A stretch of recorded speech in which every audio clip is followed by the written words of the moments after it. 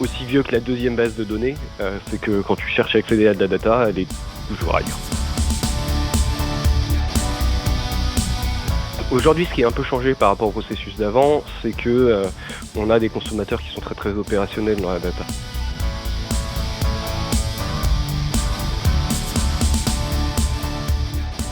En fait, tu te battais surtout avec les outils du batch. À savoir, en fait, je vais avoir un consommateur opérationnel qui va me dire, moi j'ai besoin de savoir quand X ou Y a lieu, parce qu'il faut que je réagisse. Là j'ai besoin de savoir si j'ai un out of stock, là j'ai besoin de savoir que le camion il est en retard, là j'ai besoin de savoir toutes ces petites choses là.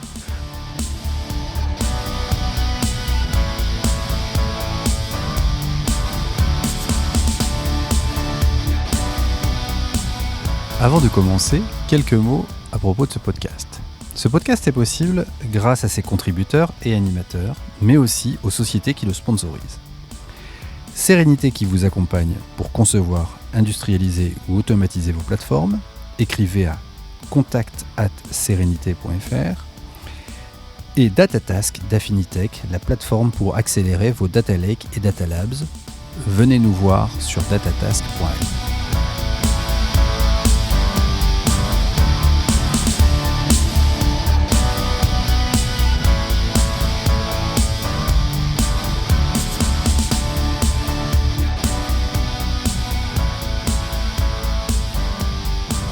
Bonjour à toutes, bonjour à tous. Bienvenue dans un nouvel épisode du Big Data Hebdo. Le Big Data Hebdo, c'est le podcast francophone de la data, mais aussi de l'IA.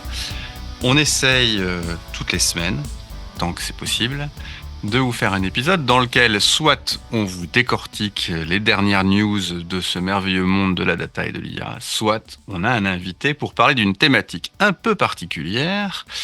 Et vous le savez tous, quand on manipule de la data, c'est super facile de traiter la data quand on l'a déjà dans son environnement de travail.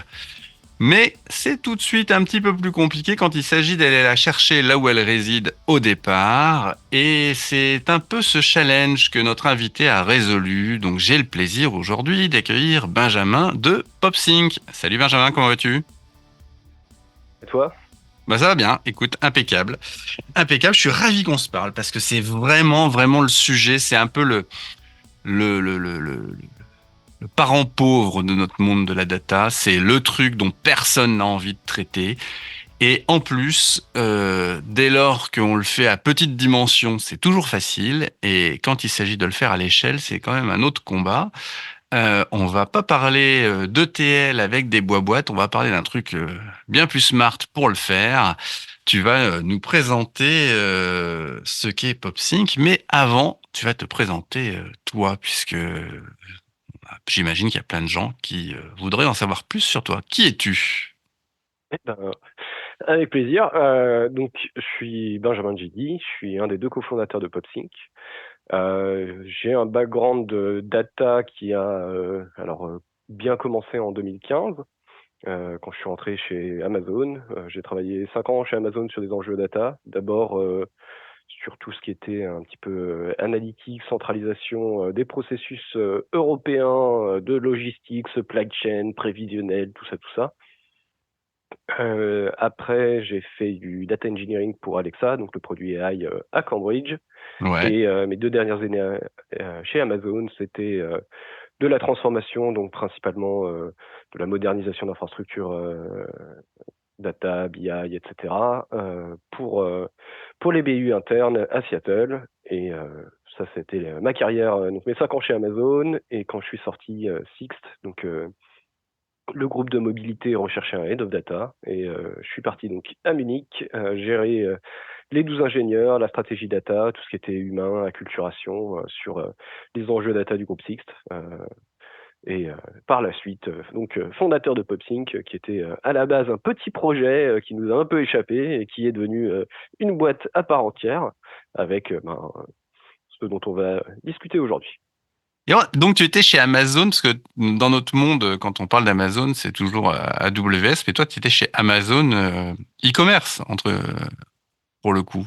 J'ai 3 parts de Amazon, donc 3 BU différentes. Donc une qui était donc vraiment sur le retail, qui était tout ce que ça s'appelait IFN en interne, donc European Fulfillment Network, et c'était vraiment l'après-marketplace, en fait. Amazon s'est lancé en Europe sous 5 marketplaces différentes, et en Ouais. fait, il s'avère que ces 5 marketplaces ont finalement un besoin logistique commun, et il a fallu faire énormément de travail pour européaniser en fait les processus qui étaient derrière. Après, j'étais chez donc Alexa, qui est encore une BU différente. Et enfin, j'étais chez une BU transverse qui agissait plus en espèce de modèle de consulting interne sur les enjeux data, où les différentes BU venaient justement D'accord. demander un peu de l'aide à cette fonction centrale. Excellent.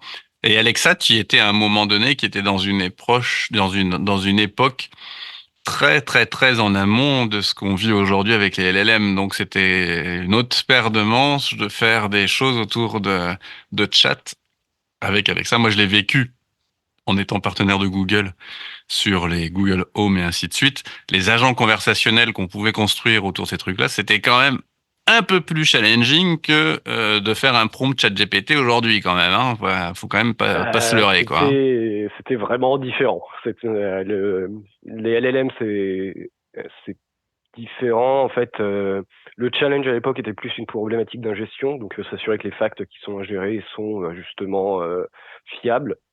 Donc grosse Ouais. problématique avec la vandalisation de Wikipédia, par exemple. Hmm. Mais il n'y avait pas les problématiques d'hallucination qu'on connaît aujourd'hui Ouais. Oui, c'est avec vrai. voilà. Donc c'est C'est des problèmes différents. Tu n'avais pas réponse à tout, mais quand tu avais une réponse, elle était sûre. ouais, c'est clair. Et donc, pour le coup, tu as dû en voir passer des pétas et des pétas de données sous tes yeux pendant pendant toutes ces années. Donc, effectivement, parce que même voilà, Amazon, tout le monde connaît, mais un acteur comme Sixt, pour le coup, chez Sixt, la donnée qui transite, elle est énorme aussi, puisqu'il y a une traçabilité des véhicules, il y a des tonnes de choses qui se font, des événements liés, j'imagine, aux réservations en ligne, et puis un vecteur de modernisation de l'activité, c'est-à-dire qu'Amazon est natif, entre guillemets, c'est le cœur de l'activité dès le départ, d'avoir une excellence autour de la data. C'est un loueur de véhicules, on vulgarise un petit peu l'activité de Sixt, qui est beaucoup plus large que ça pour les connaître un tout petit peu. Ces entreprises, c'est bien plus large que ça, mais pour un loueur de véhicules, l'excellence dans la data est pas forcément le métier, est pas forcément dans le core business d'origine, et donc ça a dû être assez intéressant de moderniser la boîte sur cet aspect-là. Cool, cool. Est-ce que tu peux nous présenter un peu ce qu'est PopSync, le problème que ça résout et, entre guillemets, ce qui fait que PopSync est assez singulier, moi, du moins c'est ce que j'ai trouvé en regardant un petit peu votre produit et en regardant ce que vous faites. Est-ce que tu peux nous détailler un petit peu ça et dire un petit peu aussi la genèse, quoi? Qu'est-ce qui a fait que vous avez commencé ce projet qui ensuite est devenu une entreprise? Du coup, en termes de ce qu'on fait chez PopSync, il y a un problème qui est un peu, on dit aussi vieux que la deuxième base de données, c'est que quand tu cherches à accéder à de la data, elle est toujours ailleurs. C'est un des problèmes qui existe depuis la nuit des temps dans la donnée. Aujourd'hui, ce qui est un peu changé par rapport au processus d'avant, c'est que on a des consommateurs qui sont très très opérationnels dans la data. C'est pas faire du reporting, c'est un truc qui existe depuis longtemps, mais c'est plus très suffisant de nos jours. Il y a souvent une application vraiment opérationnelle de la data qui en découle. Donc que ce soit au niveau d'automatisation de certains processus métiers, que ce soit même aujourd'hui, hein, si on veut être très contemporain, tout ce qui est IA, LLM, etc.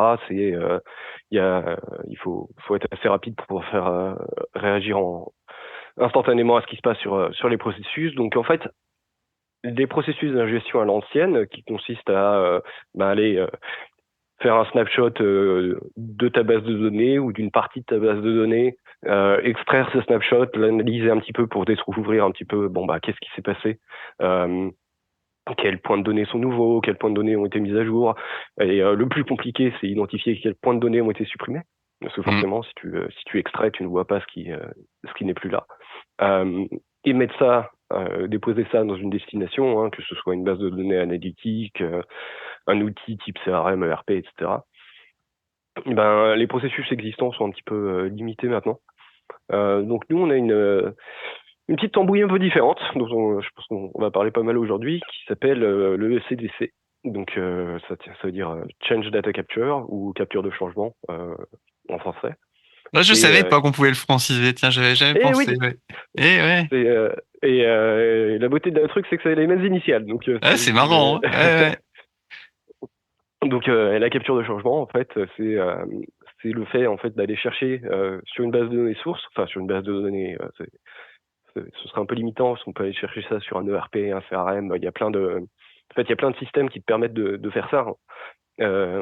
Donc tu captures instantanément en fait ce qui se passe.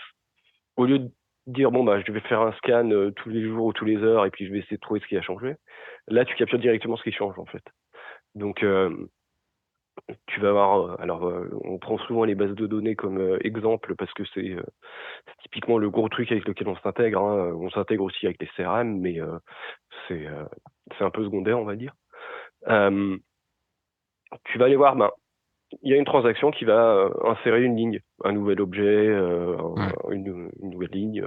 Tu vas capturer cet insert et aller directement l'appliquer dans ta destination.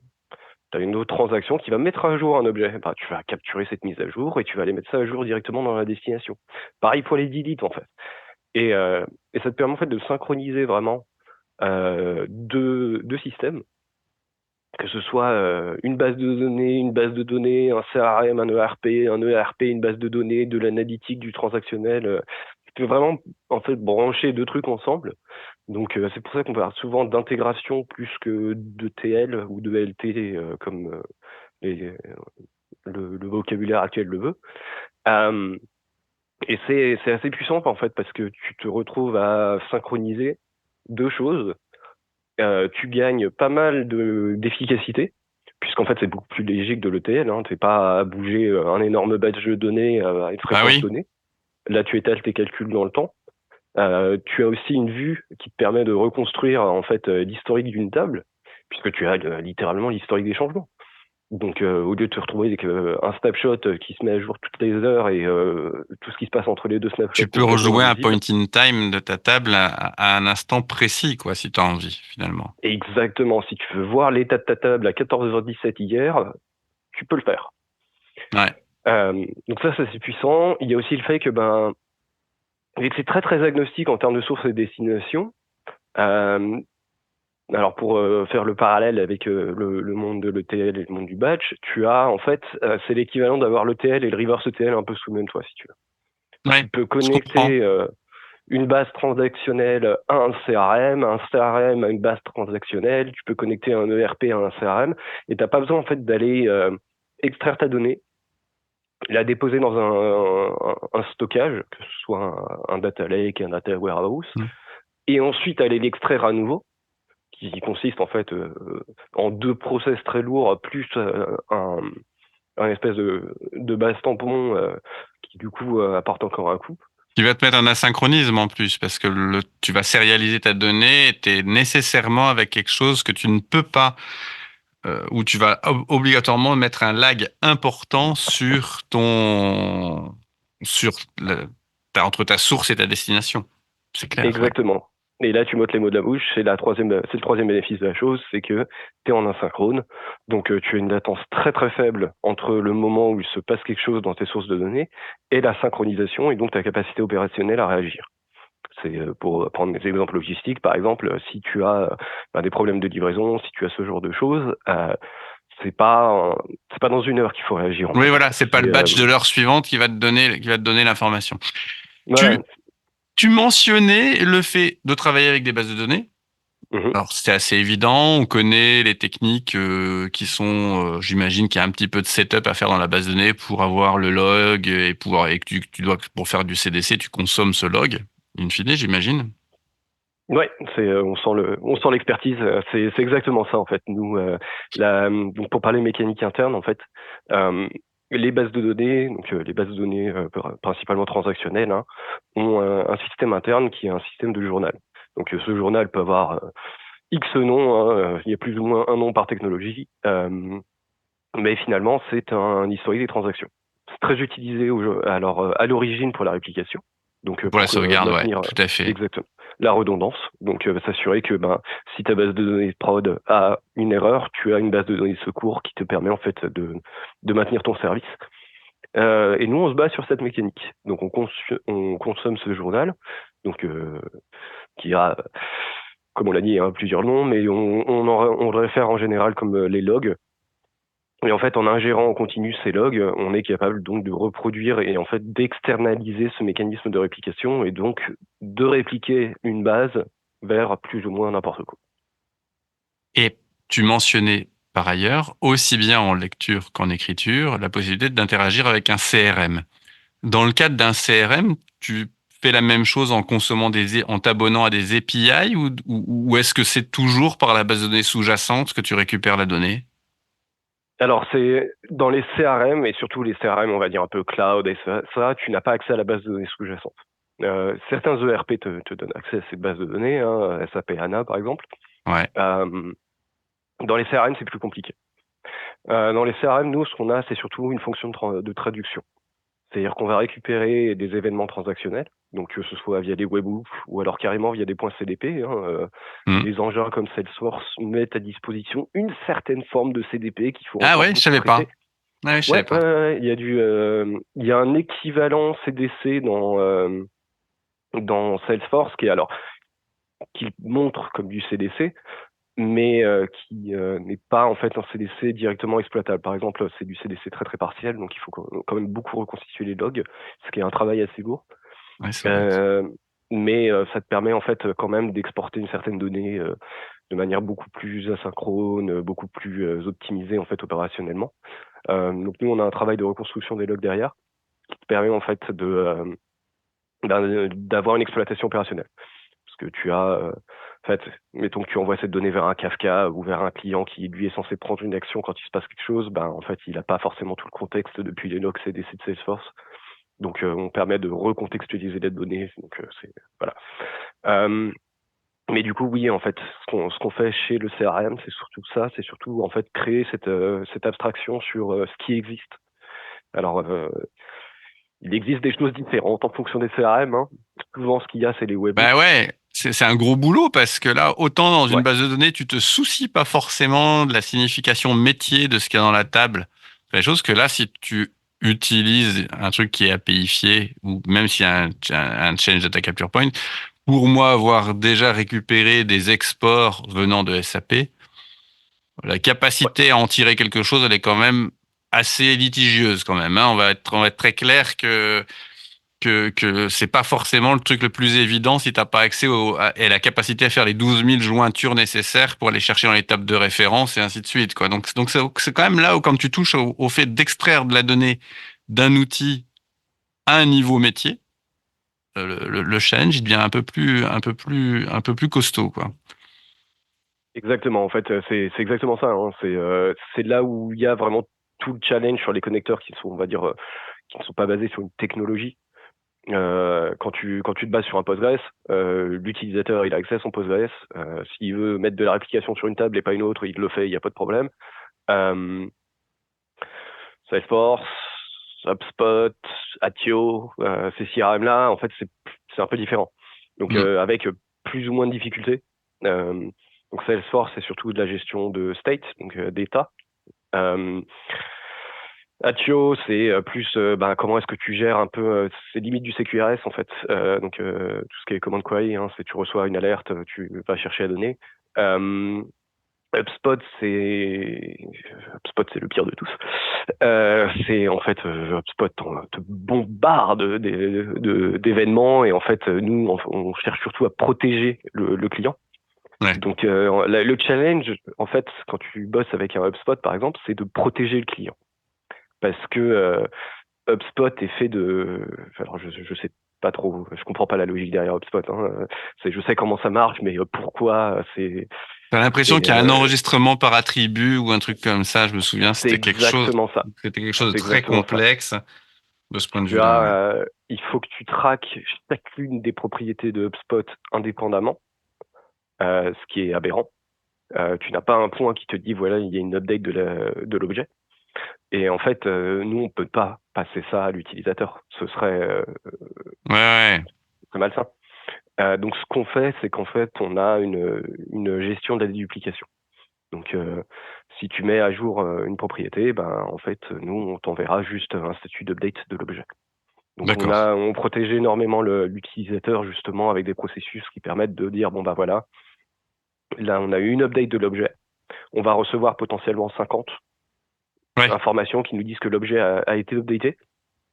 Ben, si cet objet ne change pas entre deux updates, on ne te renvoie pas l'information. C'est parce que tu l'as déjà, en fait. Donc, il n'y a pas d'intérêt à Hmm. l'envoyer 50 fois. Mais Ouais, c'est c'est juste la clair. mécanique Ouais. interne Ouais. de HubSpot. Ouais. Ouais. Excellent. Euh, c'est j'allais dire aussi, ça doit être aussi fascinant de se dire on s'attaque à un nouveau truc avec un niveau d'incertitude quant au fait d'arriver à quelque chose de consistant, quoi, de réussir à faire des choses correctes. Euh, tu, tu, euh, vous avez démarré cette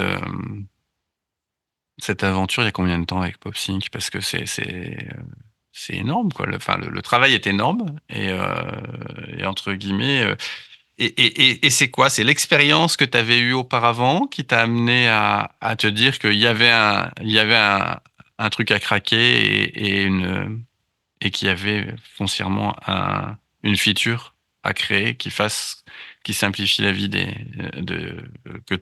qui aurait pu simplifier ta vie auparavant. C'est ça qui t'a amené à ça ou c'est quoi le déclencheur qui t'a amené à créer ce produit? Euh, je pense que, en fait, très tôt dans ma carrière de data, j'étais exposé à l'angle plutôt opérationnel. Je suis un peu arrivé dans la data avec un angle très opérationnel finalement, plus qu'analytique. Enfin, l'analytique en faisait partie, Hmm. mais j'imagine que c'est un peu quelque chose qui est dans la culture un peu Amazon finalement. Mais c'est que ta donnée, c'est très mignon dans un report, mais il faut que tu en fasses quelque chose en fait. T'es quand même assis sur une source de décision. Il faut qu'il y ait une décision à la fin.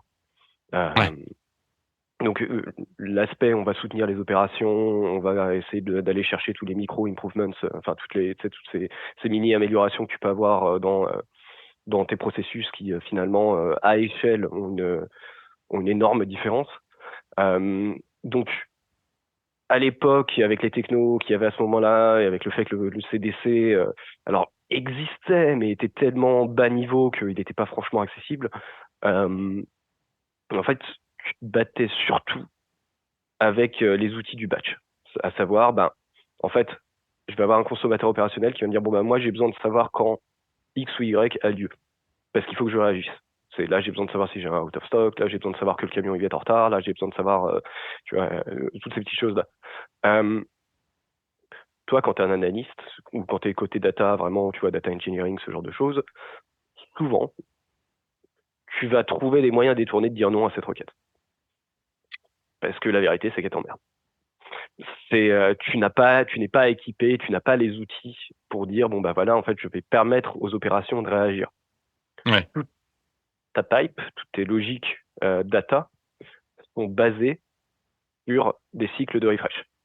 Tu as un Airflow ou un orchestrateur ou je sais pas quoi qui, en fait, est en train de dire, bon, bah voilà, alors, c'est tu vises alors, si tu es vraiment en reporting, tu vises allez, 5 heures du mat pour la livraison de ta donnée refreshed, parce que c'est là où tu vas avoir ton reporting derrière. Et en fait, ton combat, ça va être de trouver comment est-ce que tu peux faire tourner ces cycles enfin, avec une fréquence réduite. Donc tu vas ouais, essayer d'aller vers bon bah ça tourne une fois par heure, est-ce que je peux le faire tourner maintenant 4 fois par jour? Une fois par heure, une fois par jour, est-ce que je peux le faire tourner maintenant 4 fois par jour? Est-ce que je peux le faire tourner une fois par heure? Et c'est comme ça en fait que tu vas aller chercher à servir les opérations. ouais, je Et, comprends. et ça n'a pas de sens. Ça coûte une fortune, euh, ça prend un temps humain qui est aberrant. Et en fait, en sortant d'Amazon, où on avait, Alors pas forcément craquer complètement ça, hein, mais on avait des très très bonnes réponses pour l'opérationnel, que ce soit avec alors plus du event-driven, où en fait, tu essayes d'alerter le consommateur, tu mets à jour le cycle de refresh, donc pour ceux qui sont familiers avec les architectures data, c'est du lambda, hein. Ouais.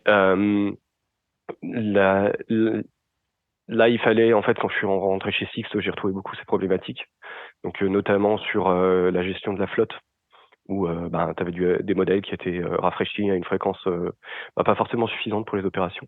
Et ça devenait assez compliqué, en fait, d'équiper des opérations, surtout que les modèles, la donnée était très volumineuse, les fréquences étaient, enfin, les modèles eux-mêmes étaient très complexes, donc tu avais une vraie difficulté, en fait, à servir les opérations avec une freshness, donc une, un lag, une latence, en fait, dans les délais de rafraîchissement de tes datasets qui étaient un petit peu trop pour certains processus opérationnels, finalement. Donc, j'ai commencé en fait à bosser avec mon meilleur pote qui est maintenant aussi mon cofondateur sur quelque chose qui est devenu PopSync par la suite, mais qui en fait à la base était plus un espèce de data exchange en interne. C'était comment est-ce qu'on peut faire en sorte que deux euh, deux consommateurs de données, donc un produit, ou un producteur, un consommateur, bref, deux personnes ou deux équipes dans une organisation puissent connecter en fait leurs datasets et se les échanger de manière simple et surtout avec en fait de les synchroniser avec le moins d'efforts possible. Et puis en creusant un petit peu technologiquement quelles étaient les options à notre disposition, on est vraiment tombé sur en fait la méthode. Il n'y a pas plus efficace ensuite en fait aujourd'hui pour la réplication que le CDC. Parce que c'est léger, ça n'a virtuellement pas d'empreinte en fait sur le système source, hein. Quand tu fais de l'ETL, tu risques quand même des database docs sur ta base de données source. Alors que dans le CDC, tu peux ne pas en avoir en fait. C'est tu lis les logs, tu n'étais pas en train de faire des queries et des selects sur ta base source. Donc ça c'était assez puissant. Et de fil en aiguille, le truc nous a un peu échappé. On s'est retrouvé à avoir une boîte autour. Et en fait, donc on avait commencé à écrire nos premières lignes de code, je pense, en 2021. En 2022, on est passé à temps plein.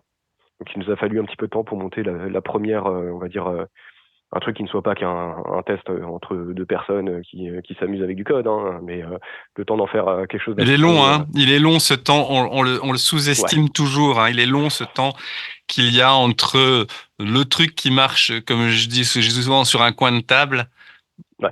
et le truc qui est future-proof, qui Alors, permet de se dire que ça va quand fonctionner longtemps, quoi. Ouais. en fait, quand tu fais ton MVP, tu n'as pas forcément besoin que ce soit future-proof. Tu as besoin de montrer de la valeur rapidement. Tu as besoin d'avoir un truc où quelqu'un va venir, il va connecter deux choses et il va voir directement la valeur. Nous, au début, c'était très Postgres, Snowflake. Ouais. Euh, c'est, Ce qui au final, ne serait-ce que pour organiser une migration, pour organiser le temps où les systèmes sont à cheval entre deux, tu vois, un client qui a son Postgre en interne et puis qui dit bon, je bascule sur Snowflake. Bon, pendant un certain temps, il faut que tu aies la même donnée des deux côtés, quoi. Donc, bon, au final, c'est super intelligent de se dire que tu mets un outil comme ça entre les deux. Et puis exactement. puis généralement, ça peut faire que ça perdure longtemps, quoi. Oui. Oui, et c'est en fait, tu vois, une fois qu'on a eu ce MVP qui montrait que on avait réussi à plateformiser un peu ce truc-là, on a lancé une bêta privée, on a tourné un petit moment sur la bêta privée, on s'est rendu compte notamment qu'il y avait certains choix techniques qu'on avait faits. Alors, on va pas descendre trop, mais il y avait des concepts opérationnels qui étaient pas optimisés, il y avait un manque de compression, il y avait des problèmes de rétention, ce genre de choses. Ça, on l'a appris de la bêta privée. On a repris quelques mois derrière pour redévelopper un petit peu. Alors, ça a été un truc assez lourd, hein, parce qu'il a fallu changer une des briques qui faisait la fondation de la plateforme. Et puis finalement, en 2023, on a relancé la plateforme avec cette brique mise à jour. Et puis aujourd'hui, c'est ça, hein, c'est ce qui tourne, ce qui tourne même très bien, hein. Je crois que il y a 2 jours, on nous a envoyé un demi-milliard d'événements, ça ronronnait, donc c'est quand même Ouais, justement, ça va bien. C'est aujourd'hui, vous fournissez deux choses. Vous fournissez soit une plateforme dans laquelle c'est vous qui collectez le flux et qui le réinjectez là où il doit être réinjecté, ou les gens peuvent déployer PopSync dans leur infra, c'est ça? Oui, alors tu as plusieurs modèles de déploiement. En fait, tu as un modèle qui est le modèle SaaS, hein, parce que mine de rien, on a quand même, on est une startup. Le SaaS, c'est ce qu'il y a de plus simple pour déployer en premier. Donc, tu viens sur popsync.com, tu te connectes et puis c'est bon. Tu as une app dans un cloud et tu peux directement commencer à connecter tes ressources et synchroniser tes ressources. On a un deuxième modèle de déploiement qui est plus souvent. Donc ça, c'est pour certains utilisateurs un peu plus exigeants notamment c'est dès qu'il y a des problématiques de gouvernance, dès qu'il y a des problématiques un peu plus compliance. Nous, ce qu'on fait, c'est qu'on se déploie sur un cloud souverain, en VPC isolé, vraiment. Donc c'est plus de la sécurité et on n'est pas encore dans le modèle on-prem, mais on est prêt pour le modèle on-prem D'accord. parce que l'app est complètement containerisée. Donc on sait qu'on va nous demander de l'on-prem à un moment. Nous, c'est plus une question de qu'est-ce qu'on compte supporter sur l'on-prem, parce que forcément, on est containerisé. Donc, s'il y a une machine Linux, pas de problème, on se déploie dessus. Si tu nous demandes de nous déployer sur une machine Z, Ça va être une autre aventure, hein, effectivement. voilà. Donc, c'est un peu les trois modèles de déploiement avec puisqu'on est là-dessus, hein, t'as du pricing à l'usage sur le SaaS, et de la contractualisation en fait. Si tu peux plus ou moins dire mensuellement, je m'attends à X changements. On provisionne l'infra et puis on contractualise. Ouais, sur votre site, effectivement, vous calculez en nombre de millions d'events consommés et ça vous donne.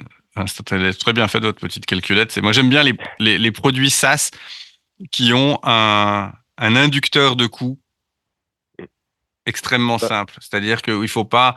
Alors, tu pré-provisionnes ce machin-là et tu rajoutes tel truc. Mais si tu as dépassé ce niveau-là, tu repasses sur tel. Non, ça, c'est pas possible. Non, tandis que là, ouais. vous avez un truc assez linéaire.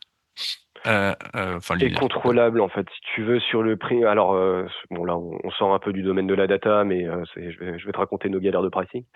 En fait, on voulait vraiment quelque chose qui soit contrôlable par l'utilisateur avec la capacité de faire du scale to zero. Donc scale to zero, c'est pas d'usage, pas de coût. Ouais. Donc en fait, il a fallu trouver sur la base de ce qu'on fait, comment est-ce qu'on peut passer les économies à l'utilisateur et aussi faire en sorte que lui ait la capacité à prédire entre guillemets son usage de la manière la plus simple possible. On a pensé aller vers les MR, qui sont tu vois les modèles utilisés par la concurrence pour ne pas les citer. En fait, c'est imprévisible ces trucs-là. Tu sais, enfin, tu sais plus ou moins quel volume de données t'envoies, mais tu ne sais pas en fait comment est-ce que toi ça va t'impacter sur le pricing. Ouais. Donc nous, en fait, on s'est dit bon tu sais quoi, c'est ce qui se contrôle en fait, c'est vraiment le volume transactionnel.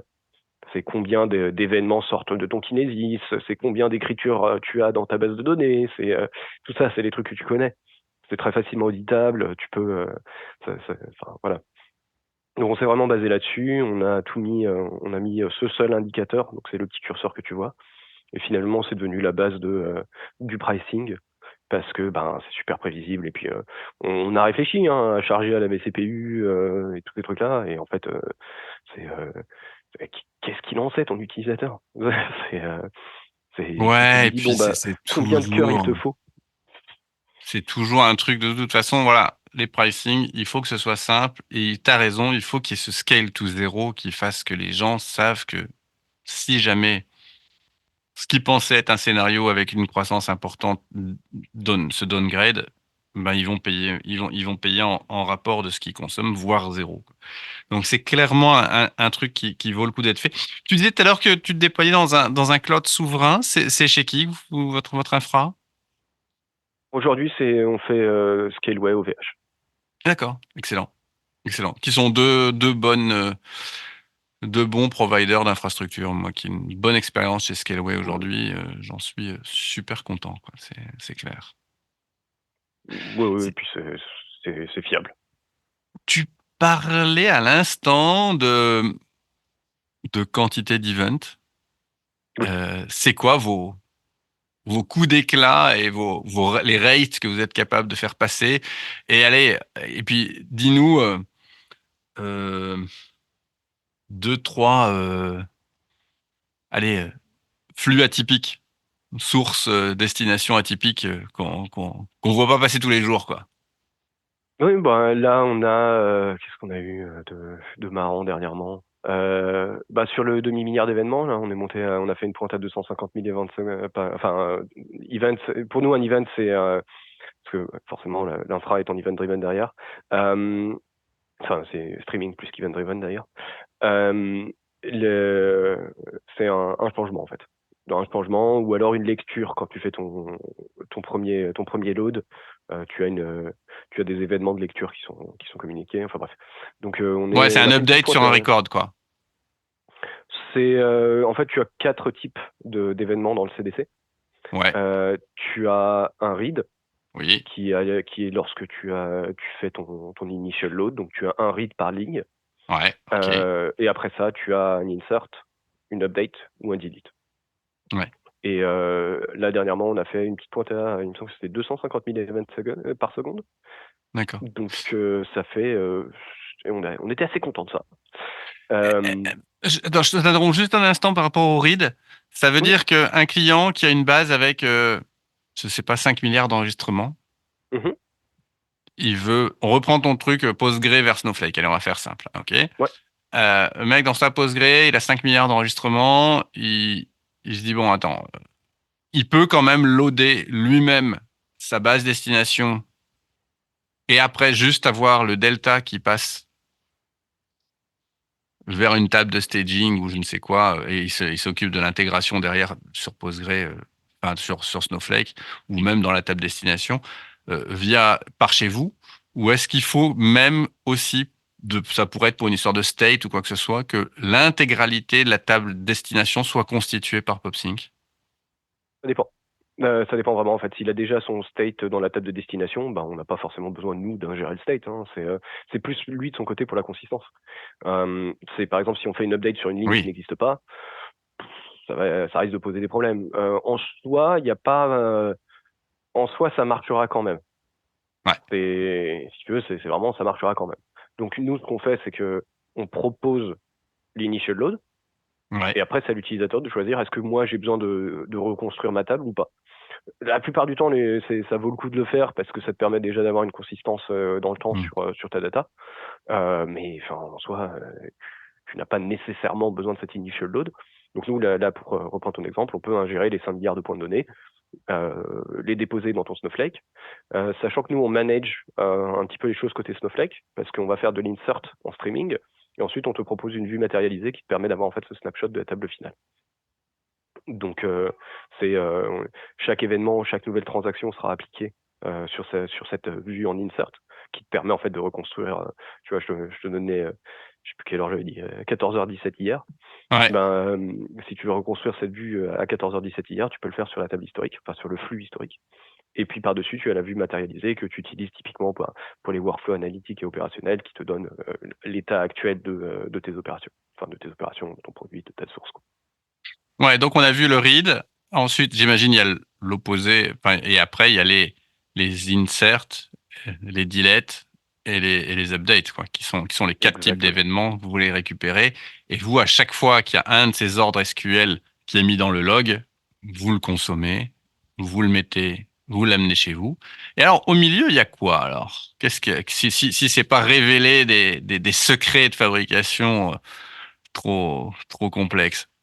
Non, c'est nous le vrai. Alors, il y a pas non plus de secret à proprement parler, hein, mais nous au milieu pour les opérations, il y a un Kafka, tout bête. C'est parce que on utilise Kafka notamment pour faire des replays côté consommateur. Donc, Hmm. si ton consommateur, donc la personne qui est côté Snowflake, hein, a besoin de rejouer une partie de l'historique, bah, nous on va pas aller chercher à refaire un load directement de la source. On va simplement rejouer le tampon. C'est aussi très très pratique pour faire du many-to-many. Donc Admettons que tu aies ta table utilisateur sur Postgres, tu peux avoir plusieurs consommateurs pour cette table utilisateur. Donc, tu peux avoir ton Snowflake pour l'analytique, mais tu peux aussi avoir ton CRM qui va servir à déclencher tes workflows Et ouais. un peu plus prospection, conversion et tout ce qui est care pour l'utilisateur. Et Pouvoir t'as pas à faire historiser les choses dans un data lake sur des fichiers, par exemple. exactement. Et en fait, t'as pas à faire 3 ETL différents, ou alors faire un ETL vers Snowflake, puis un reverse vers HubSpot. En fait, là, tu peux synchroniser à partir d'une seule source toutes tes destinations. Donc c'est beaucoup plus clean et ça fait une économie de coûts monstrueuse parce qu'en fait tu te retrouves à avoir à partir d'une source et d'une source physique. Hein, c'est un worker sur la source. À partir d'un worker, tu peux maintenir en état une quantité virtuellement infinie de consommateurs. Pour rappel, pour ceux qui auraient pris le train en marche et pour qui Kafka reste un petit peu abscon, Kafka, c'est comme si vous aviez une queue, sauf que là où une queue, d'habitude, elle est vidée dès lors qu'on lit un événement dedans, l'événement disparaît de la queue. Dans Kafka, on a une rétention de ces événements et on est capable surtout d'avoir de multiples consommateurs sur cette queue qui vont consommer les événements à chacun à leur rythme. C'est-à-dire, vous pouvez avoir dans cette queue d'événements qui sont dedans, quelque chose qui le consomme en temps réel, c'est-à-dire quasiment directement après que l'événement a été posé dans la queue. Et puis vous pouvez en avoir un qui soit vidé une fois par jour, par exemple pour rematérialiser le contenu de la queue dans des fichiers. Et ça, c'est une énorme flexibilité. C'est ce qui vous permet d'ailleurs, parce que je suis toujours sur votre pricer là, et ça vous permet de proposer même dans les utilisateurs dans le free tier, de proposer 7 jours de time travel, c'est-à-dire la possibilité de revenir sur les données 7 jours en arrière. Donc, ce qui est quand même, c'est parce que vous avez des topics Kafka pour chacun des événements que vous pouvez faire ce truc-là. Donc, c'est quand même vachement bien. Oui, mais en fait, alors juste pour rebondir aussi sur la description de Kafka, Kafka, en fait, finalement, opérationnellement, ça permet un truc absolument incroyable qui est le pouvoir de se tromper. Si tu as une erreur sur ton consommateur, si tu as une erreur quelque part, en fait, tu peux reprendre exactement là où tu t'es arrêté. Donc, et ça, c'est très puissant parce que tu peux avoir, mettons que tu aies 3 consommateurs sur une source. Tu peux avoir un consommateur qui a une erreur, les 2 autres consommateurs vont quand même fonctionner. Et à côté de ça, quand il va reprendre après le fixe ou quoi que ce soit, ton autre consommateur, il va reprendre là où il s'est arrêté et t'as rien à faire. Ouais, c'est super confortable. Petit débat, on viendra peut-être sur les choix que vous avez eu à faire. Kafka versus Pulsar. On a essayé Pulsar. On était sur Pulsar au début. En fait, on était vraiment alors au début, on a choisi Pulsar pour des raisons très simples. Pulsar a un système de tenant natif qui est très puissant. Ouais. Ça, c'est vraiment cool. Donc, ça a été une des raisons pour laquelle on a choisi Pulsar. La deuxième, c'est, alors on a parlé de state, d'état un peu plus tôt, c'est que les brokers, donc ce qui permet d'offrir la capacité de traitement et la capacité à consommer et à répartir la donnée à ces engins, les brokers sur Pulsar sont stateless, c'est-à-dire que l'état n'est pas maintenu sur le broker en lui-même. On va descendre un petit peu dans ce que ça veut dire. Quand un broker quand la donnée est stockée sur le broker, plutôt, chaque utilisateur ne peut pas accéder, il faut choisir à quel broker tu accèdes pour vraiment te dire, voilà, ça c'est le broker qui a la donnée que je veux. Ce broker-là, je peux pas m'y connecter parce qu'il n'a pas le point de données que je veux, puisque c'est de la gestion des partitions, etc. Et en fait, l'avantage que ça offre côté Pulsar, c'est une énorme flexibilité. C'est ta donnée, elle est stockée sur un système de stockage, mais si tu veux plus de puissance pour traiter plus d'utilisateurs ou moins de puissance pour traiter moins, parce que tu as moins de flux, tu as juste à lancer des brokers. Dans Kafka, c'est virtuellement impossible. Parce que dans Kafka, la donnée est stockée sur les brokers, donc si tu supprimes un broker, tu supprimes de la donnée. Donc il Ok. faut gérer la donnée avant de supprimer un broker. Donc tu peux Ouais. pas réduire en fait. C'est très très dur de réduire dans Kafka. Euh, Ouais, alors ouais, que dans c'est Pulsar, vrai, c'est c'est vrai hyper qu'il y a simple. cette différence forte. Ouais, ouais, ouais. Où il y a je sais plus comment ça s'appelle, le ledger dans Pulsar qui stocke la Ouais. donnée et t'as le broker qui est devant, effectivement, et qui lui n'a rien. Ouais, ouais, ouais. Voilà, il y a Effectivement. le système de segment qui permet de faire de Mm, l'offload. mm. Donc ça c'était très fort et c'est pour ça qu'on a choisi Pulsar en premier. Euh, du coup, l'idée c'était de se dire bon bah quand il y a moins de trafic, on peut enlever des brokers, moins de brokers, moins de coûts, on peut faire passer une économie à l'utilisateur. Euh, on a essayé ça et en fait on s'est rendu compte que Pulsar avait beaucoup de problèmes de compatibilité. On a eu beaucoup de difficultés aussi sur l'aspect programmatique de Pulsar parce que nous on est une SaaS, du coup on lance beaucoup de choses et on supprime beaucoup de choses. En fait, on interagit énormément avec les API. Et en fait, les API de Pulsar étaient très lentes. Et on s'est retrouvé dans une situation très inconfortable où on commençait à développer des choses en prenant en compte et en anticipant une latence du côté de Pulsar. Ce qui n'est pas du tout comme ça qu'on est censé designer un software. Du coup, c'est pour ça qu'on a fait le choix, en fait, tant qu'on le pouvait encore, tant que c'était facile surtout, de, de faire ce choix, de redesigner complètement le niveau de layer API et d'intégrer Pulsar.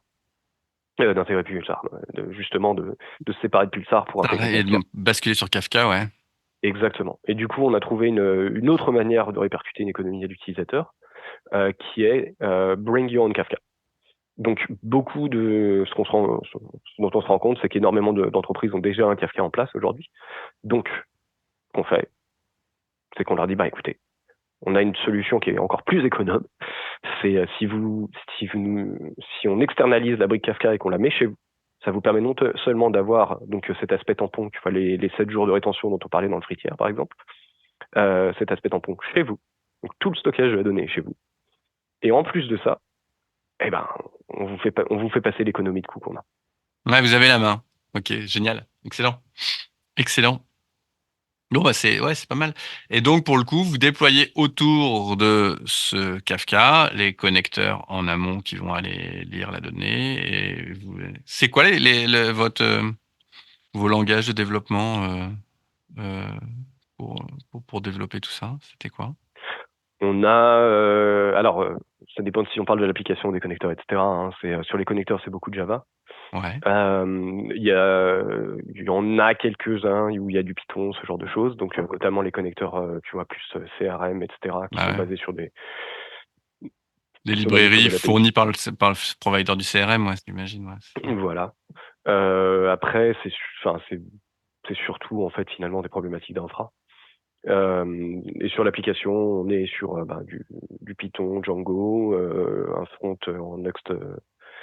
Super. C'est quoi en dehors de celui dont on vient de parler, du choix Kafka versus Pulsar, et vous avez eu des choix d'architecture super forts. J'imagine dès qu'on parle de multi-tenancy, il y a des trucs complets, des complexes, des challenges un peu, euh, un peu complexes à aller chercher. T'as des petites anecdotes là-dessus?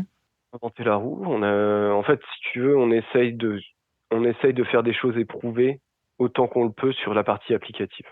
On a suffisamment d'inconnus sur la partie connecteur. Euh, Là, dernièrement, on a fait quoi? On a deux gros trucs techniques qui sont arrivés. On a eu la gestion des bastions, donc vraiment ce qui est au niveau du SSH. Hmm. Parce que c'est très simple, hein, on sait très bien se connecter à un MySQL, à SQL Server, Postgres, mais finalement on a eu des demandes au niveau de la gestion des bastions, donc là il a fallu faire quelque chose. Euh, et on a eu quoi? On a eu un truc très intéressant sur la gestion de certains locks. En fait, euh, nous on fait pas de database lock sur le run, mais pendant un moment il y a eu un lock très court sur le snapshot initial. En fait, au moment de faire le snapshot initial, nous, on prenait un snapshot du schema. Et lors du snapshot du schema, Ouais, il y avait un lock. Et en fait, on d'accord. s'est débrouillé pour. On s'est rendu compte que la permission de lock était très perturbante pour l'utilisateur, en fait. Donc, on a trouvé un moyen de s'en affranchir. Ok. Donc, c'était surtout ça, parce que même si le risque, alors le risque zéro n'existe jamais, hein, mais même si le risque était extrêmement minime, parce que finalement, c'était quoi C'était, je sais plus combien de cycles ça prenait pour juste faire ce snapshot du schéma. Ben, on s'est retrouvé à vraiment, enfin, juste s'en débarrasser finalement. Excellent. Excellent.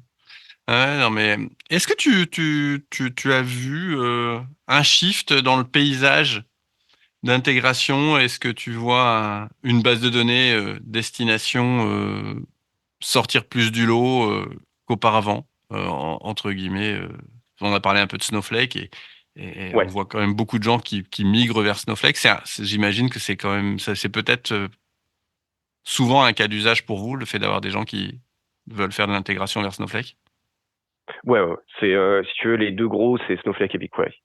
C'est C'est clair. Donc les il y a deux, vraiment un en shift termes, qui se fait, quoi. Ouais, c'est clair. ouais, dans les destinations purement analytiques, on a Snowflake, BigQuery, et on voit beaucoup de ClickHouse émerger. Ah Euh, ouais, ouais, ClickHouse est vraiment en train de faire partie du paysage, ce qui est top, parce que c'est une c'est super une super techno. base, hein. Ouais, ouais, Ouais, ouais, ouais. ouais. En fait, si tu veux, il y a quelque chose qu'on ne peut pas faire dans les dans les BigQuery et Snowflake qu'on peut faire dans un ClickHouse, ça s'appelle l'upsert. Hmm. L'upsert, ça consiste à écrire atomiquement les transactions. Donc, c'est dans un Snowflake ou un BigQuery, tu ne peux pas, sous forme de flux, aller mettre à jour un point de données. Tu peux pas Ouais, faire lire le point de données et l'écrire. Tu peux juste écrire. Donc, tu écris une transaction qui dit mise à jour. Tu écris une transaction qui dit suppression. Et ensuite, tu as une vue matérialisée par-dessus qui te fait ce mécanisme. Dans ClickHouse, tu peux. ouais, tu rajoutes à ça le fait que ClickHouse a été très en avance par rapport aux autres sur l'intégration mixte avec du stockage qui serait débarqué sur S3. Ouais. Tout ça, tu as une base qui est quand même super intéressante. Moi, je les ai rencontrés l'autre jour lors de la WS Summit, puisqu'ils ont leur offre managée. Ouais. L'équipe est super intéressante. Je pense qu'on fera un épisode avec les gens de ClickHouse. Et sachant que nous, Ouais, ils sont effectivement, top. sur Scaleway, on a commencé à manager des bases ClickHouse pour des clients. Parce que on trouve que ça coche plein de cases, quoi. Même si je parle beaucoup de DuckDB dans mon quotidien, euh, ClickHouse est une bonne alternative si on n'a pas envie de remettre sa vie entre les mains de boîtes américaines telles que Snowflake et Google avec BigQuery. Donc ça peut Bah, être ouais, ClickHouse, ça reste une boîte américaine, hein. Mais ouais, non, mais ce que je veux dire par là, tu peux déployer le soft et le manager oui, toi-même. oui. Euh, Mais non, du coup, en fait, ce qu'ils font très bien, enfin, déjà, il y a beaucoup de choses qu'ils font très bien, mais vu qu'ils sont capables de très bien faire l'ingestion et de très bien faire le serving, tu peux avoir En fait, un truc qui est super fort chez ClickHouse, c'est que tu peux faire du produit sur du ClickHouse, quoi. oui, La techno est suffisamment robuste et suffisamment scalable pour que tu puisses faire des features applicatives directement sur du ClickHouse. Et c'est pas un truc que tu ferais sur les autres, quoi. Déjà, tu aurais des lags qui font que ben, tu te retrouves à faire autant passer ton Excel en front. Mais et puis en termes de coût, ben, puis elle coste, ouais, voilà, le coût d'un voilà. ClickHouse, t'arrives à une capacité de gestion d'un volume de données important pour un coût qui est très, très, très raisonnable. Exactement. Mais écoute, c'est super, c'est super. Et tu as, en plus de tout ça, euh, une petite initiative que tu as démarrée récemment qui s'appelle French Data Stack. Ouais. Que tu peux nous en parler quelques minutes? Alors, French Data Stack, c'est un peu un test, hein. On est vraiment au stade embryonnaire. C'est en fait, il y a beaucoup de très belles boîtes de la data qui sont françaises. Et c'est cool à voir. On a une compétition en face de nous qui est assez puissante, parce que en général, c'est des gens qui ont déjà validé leur marché aux États-Unis, qui ont une force de frappe assez forte et qui débarquent sur le marché français. Euh, Et l'idée, c'est de se dire, en fait, on est beaucoup à bosser dans la data. Il y a énormément d'expertise, en fait, sur le milieu français. Hein. On est bon. C'est bête, mais Oui. on est bon dans la data. Mais on est très fragmenté. Et ça vise surtout à mettre en commun, en fait, les prestataires, les vendeurs de solutions, en fait, ceux qui travaillent dans la donnée, alors plus côté, comme je l'ai dit, hein, prestat et solutions, pour essayer de se mettre ensemble et de proposer des alternatives à ce que font un certain de nos concurrents. Donc déjà, pour te donner quelques exemples de choses sur lesquelles on travaille en ce moment, il y a tout bêtement, en fait, harmoniser nos CGV. C'est bête, Bah ouais. c'est puissant. Quand tu t'apprêtes à contractualiser avec une entreprise de la data française, tu as déjà une base, donc un peu comme une convention de CGV. Si tu as déjà une convention commune, tu peux plus facilement contractualiser. T'as plus de sécurité en fait dans la contractualisation que si tu le fais avec quelqu'un qui arrive avec des CGV qui sont écrites à New York, optimisées pour le Delaware et traduites en français par un pigiste. Donc, Ouais, et puis en plus, tu as un vrai sujet, c'est que tu vas voir ton partenaire, tu lui dis, enfin ton client, tu lui dis, bon, ben ouais, moi je suis sur cette CGV-là, on l'a mise en commun, je sais pas, au travers de l'offre du consortium French Data Stack, c'est la même que celle que vous avez eue pour tel autre de vos fournisseurs. Bon, ben, l'acheteur et le juriste, ils sont ravis d'entendre parler de ça. Hein. Donc, et au-delà de ça, en fait, on a des grands comptes en fait qui participent à la validation de ces CGV. voilà. Donc, en fait, c'est parce que eux ont aussi un intérêt là-dedans. C'est pour eux l'innovation, ça doit être accessible, et du coup, c'est une manière de rendre l'innovation plus accessible. C'est si tu sais que quand tu achètes tel software ou tel software, en tout cas, je parle vraiment côté achat. Hein, je vais pas parler sur l'infra, sur tout ce qui est compliance, etc. Mais sur les CGV, si tu as des engagements qui sont similaires d'un prestataire à un autre ou d'une solution à une autre, ça te sécurise énormément. Et puis, donc ça, c'était la première partie, l'harmonisation des CGV, la mise en commun. La deuxième, on est en train de faire une carte de l'écosystème français. Donc c'est vraiment dire, voilà, comment, si toi, en tant qu'entreprise française aujourd'hui, tu cherches à te constituer un data stack français pour rester souverain, pour avoir les garanties européennes, etc., qu'est-ce qu'il y a? Parce qu'aujourd'hui, on n'est pas vraiment capable de répondre Il n'y à a ces pas cette questions. cartographie, il n'y a pas éventuellement cette préactivation, entre guillemets, des blueprints qui auraient pu être écrits ouais, on sait que tel mec, hop, allez, on va parler de notre truc. Il a utilisé PopSync pour intégrer de la donnée. Il l'a structuré avec du DBT qui tourne sur un data task. Allez, osons, hein. Aller jusqu'au bout du truc et il a pris un Toucan Toco en sortie pour faire son dashboarding. Bon Voilà, et puis il a fait de l'activation avec Dynamo. Tu vois, si tu veux, c'est exactement, ouais. Il y a pratiquement tout ce que tu peux trouver dans un data stack. Tu vois, quand tu regardes les grosses boîtes américaines, tu as une alternative française en fait. Et puis juste avoir cette cartographie de si je veux me faire mon data stack et si je veux rester souverain sur mon data stack, comment est-ce que je peux le faire? Parce que cette question, en fait, elle est régulièrement posée et aujourd'hui, la réponse n'a pas été mise sur papier. C'est clair. C'est clair que oui.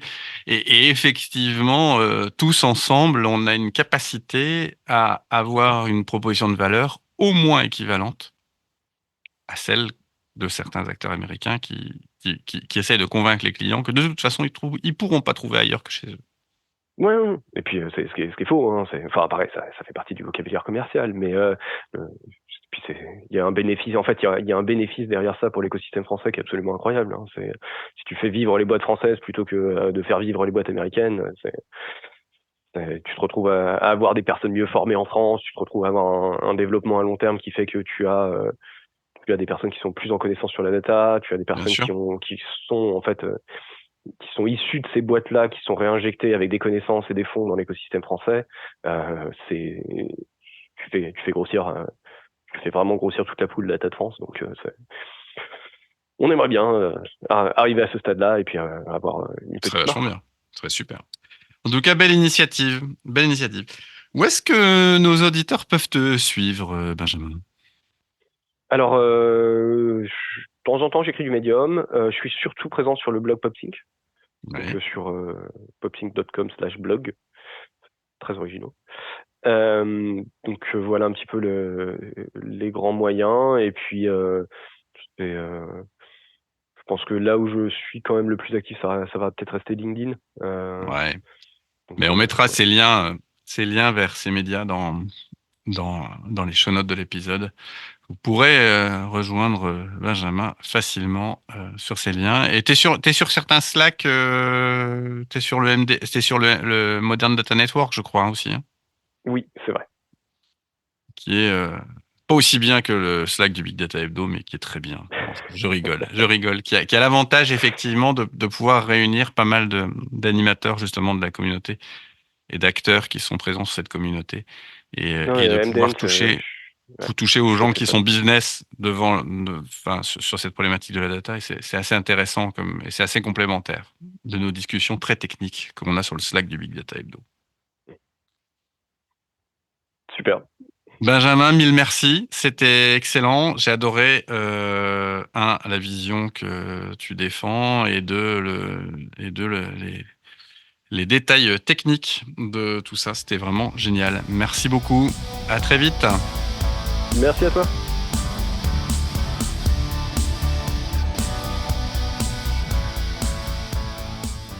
Merci d'avoir écouté ce Big Data Hebdo jusqu'au bout.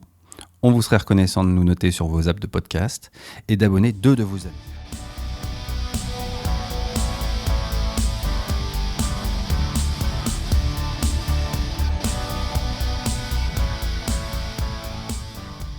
Un grand merci à Maxence Lecointe qui a composé et enregistré le générique de ce podcast.